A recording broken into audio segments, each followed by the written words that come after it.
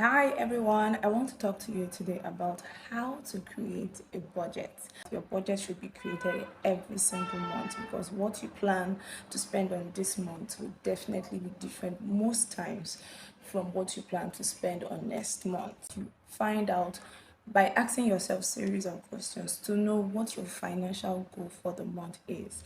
It could be to save a particular amount of money, buy shares, to save in your emergency fund. It find out what your financial goal for that month is. It's going to help you stick to whatever it is you're going to budget. Evaluate your income streams. Find out how many streams of income you have. Write all of them down. Find out how much you get from each of these streams. Sum all of them together to get your total income for every month. You'd also want to pay attention to your expenses. What have you been spending on before that month? How has your expense been before that time? You need to factor all of that in.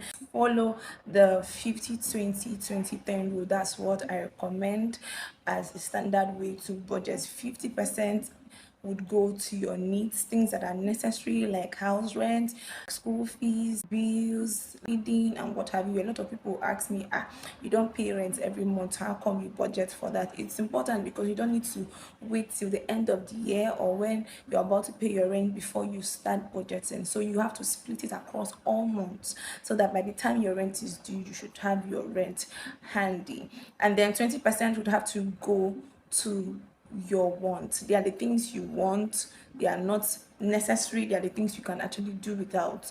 Things like going on a vacation, getting an extra gadget, that if gadget is not so important, maybe you're not a tech person and all of that, then maybe getting an extra shoe, maybe another color, is something you can do without. It's something that can wait till the next month.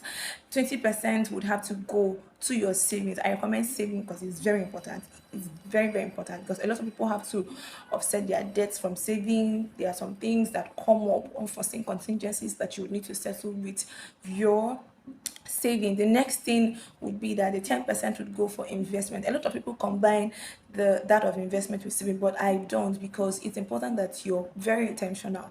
Investment should be different. Talking about investment, you need to do your research properly and find out where you want to invest your money. If you want to buy shares, want to buy stocks, in whether it's local companies or foreign companies, you need to be very distinct about all of that, and that's where your 10% will be going to. So make it a culture to invest something every single month. The last thing I want to say about creating a budget is avoid adding anything that is not important in your budget.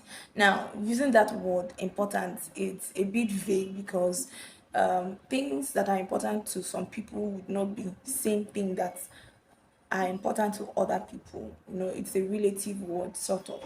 So you need to find out from all the things that you have written down, you need to make sure that there's nothing that is just there by assumption. For instance, we just got out from a holiday and you're intending to go for another holiday, and it's really not an important thing. Something you know is not important, you're just saying, okay, there's time or there's spare cash, you can do all of that. It's not supposed to be found in your budget. And as a matter of fact, you should follow zero budgeting pattern. It means there's no spare cash for anything. You need to budget to zero. Thank you very much. I hope this was helpful.